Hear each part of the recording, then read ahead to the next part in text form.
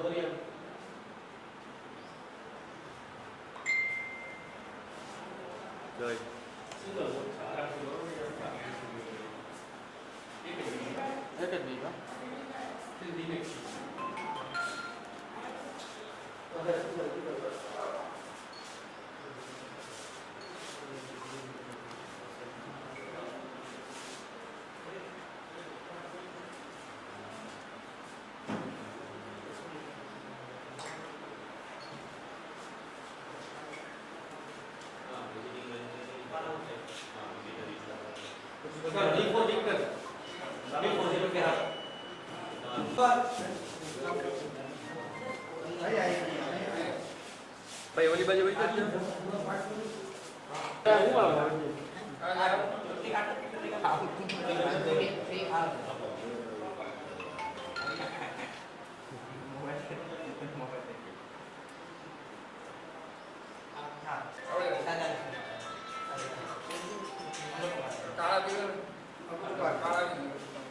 સારા વાત ખાલી અંગૂઠો મરાવી દેજો ને.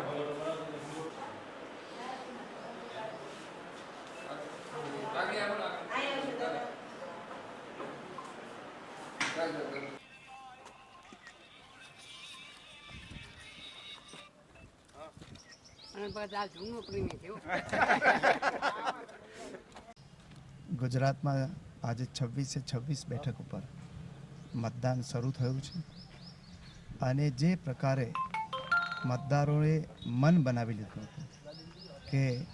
વર્તમાન સરકાર એના વચનો પરિપૂર્ણ કરવામાં નિષ્ફળ ગઈ છે